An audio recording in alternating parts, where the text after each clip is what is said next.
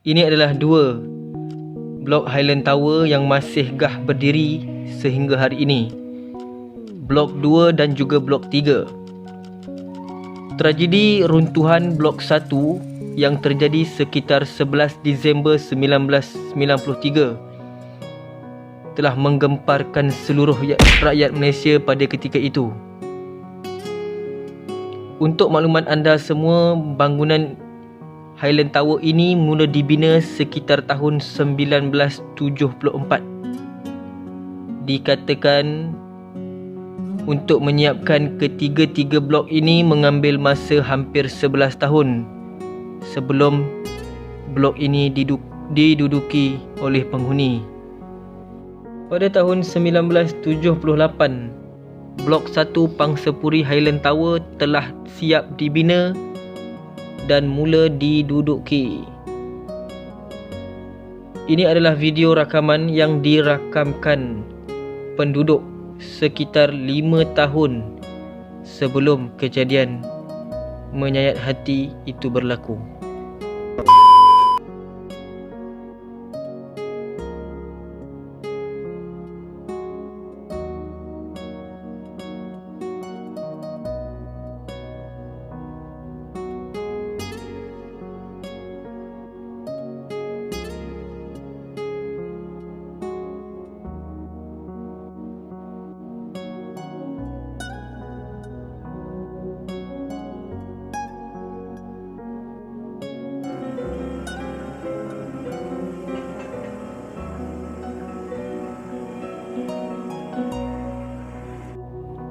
Tragedi runtuhan Blok 1 Highland Tower berlaku sekitar 11 Disember 1993 yang dikatakan berpunca daripada hujan lebat selama 2 minggu sehingga mengakibatkan berlaku pemendapan tanah di bawah bangunan Blok 1 dan akhirnya Blok 1 dikatakan runtuh sekitar pukul 1.04 petang.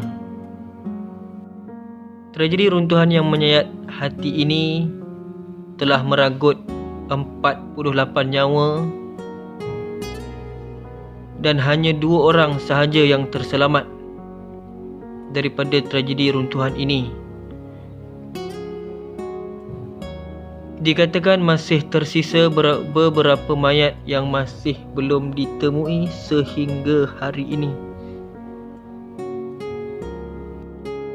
Semoga seluruh ahli keluarga mangsa sabar dan tabah mengharungi ujian ini.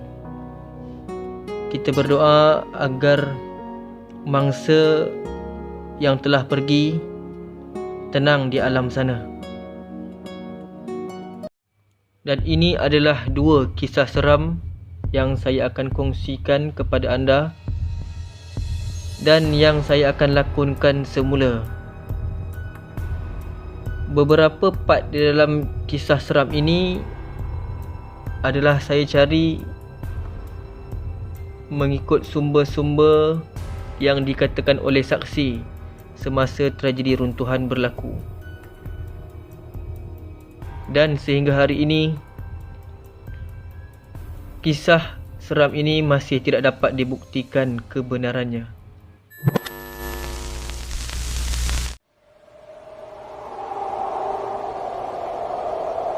Aku adalah seorang warga Indonesia. Aku datang daripada keluarga yang agak susah. Suatu hari, aku mengambil keputusan untuk mengubah nasib aku dan keluarga aku. Aku membuat keputusan untuk berpindah dan mencari kerja di Malaysia. Pada hari sampainya aku di Malaysia, aku telah diterima bekerja oleh sebuah keluarga Melayu. Kini tempat tinggalku berada di sebuah bangunan di sekitar Selangor. Tetapi bukan perkara itu yang hendak aku ceritakan. Apa yang hendak aku sampaikan kepada semua, ini adalah satu kisah di mana aku sendiri mengalami dan aku sendiri yang melihatnya. Pada suatu pagi, sedang aku sibuk mengemas rumah tuan aku, tergerak hati aku untuk hirup udara segar di belakang rumah tuan aku. Dan pada ketika itulah semuanya bermula. Sedang aku sibuk menghirup udara segar dan menikmati keindahan ciptaan Tuhan. Dari jauh aku melihat dua sosok tubuh lelaki yang berjubah putih perlahan berjalan menuju ke bawah bangunan yang terletak di sebelah bangunan yang aku tinggal kini, iaitu blok 1. Lelaki berdua itu tadi pergi menuju ke dinding bangunan, sedang tangan mereka seumpama sedang menolak bangunan. Terfikir di benakku, apakah yang dua lelaki ini sedang lakukan? Aku mengecilkan mataku untuk melihat dengan lebih jelas.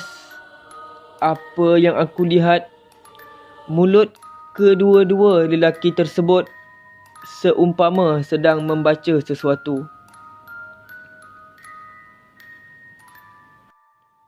Sedang aku asyik melihat kedua-dua lelaki tersebut, dengan secara tiba-tiba aku melihat seperti ada pergerakan pada bangunan blok 1. Bangunan blok 1 seperti mengarah ke sebelah kanan, dan dengan sekelip mata bangunan itu runtuh. Aku terkaku di tempatku berdiri, seolah-olah semua yang aku lihat hanyalah mimpi. Sebelum bangunan itu runtuh, aku sempat mendengar beberapa suara manusia meminta tolong, namun tidak mampu untuk aku berbuat apa-apa.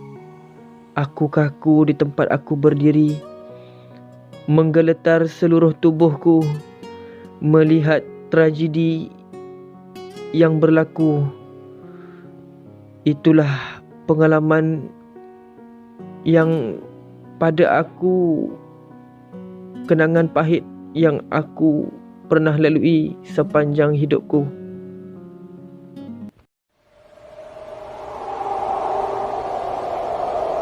Aku adalah seorang pemandu teksi.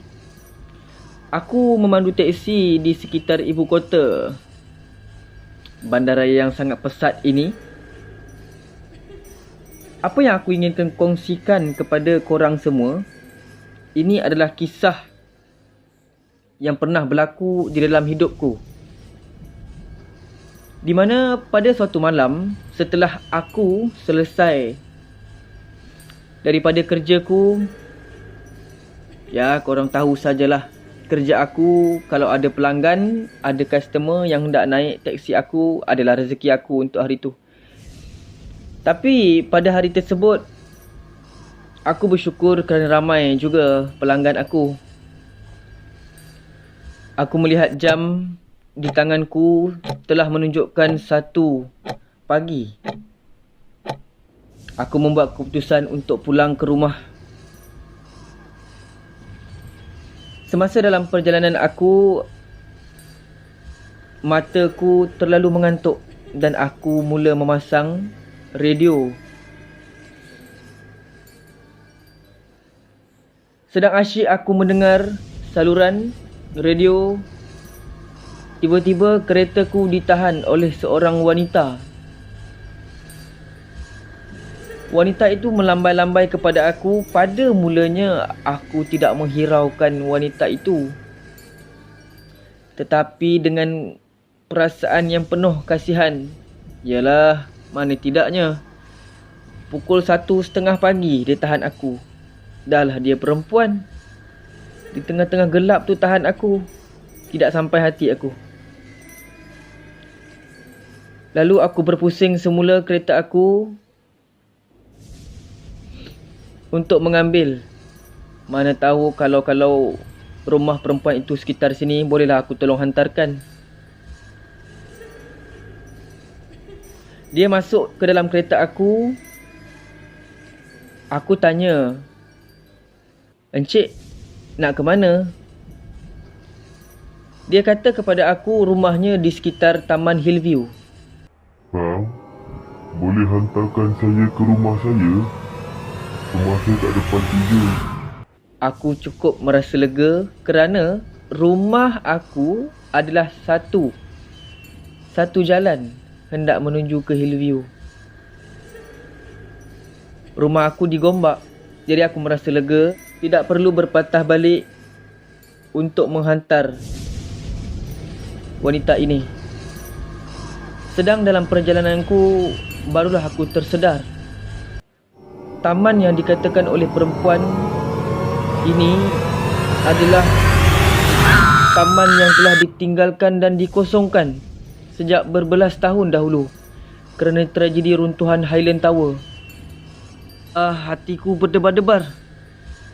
Lalu aku meneruskan pemanduan aku, tidak menoleh lagi ke belakang.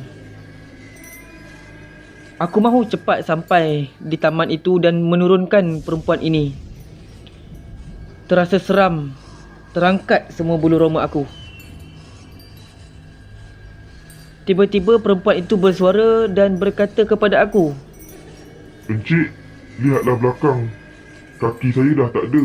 Sebab rumah saya, sewaktu saya duduk dekat Highland Tower, rumah saya runtuh. Dan saya pun terlibat dalam runtuhan itu. Lalu aku pandang ke belakang dan melihat kakinya yang kedua-duanya putus dan masih mengalir darah. Aku kini cuma dapat fokuskan kepada pemanduan aku. Dan setibanya di Taman Hillview, perempuan itu terus turun. Aku melihat perempuan itu turun daripada kereta aku dengan merangkak. Dan kakinya masih berdarah. Tanpa memperdulikan wanita itu, aku menekan pedal minyak sekuat-kuat hati aku. Supaya cepat aku boleh beredar daripada tempat itu.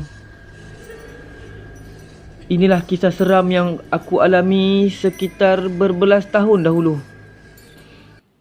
Aku bersyukur kepada Tuhan kerana sejak daripada hari itu, wanita itu tidak mengikutku.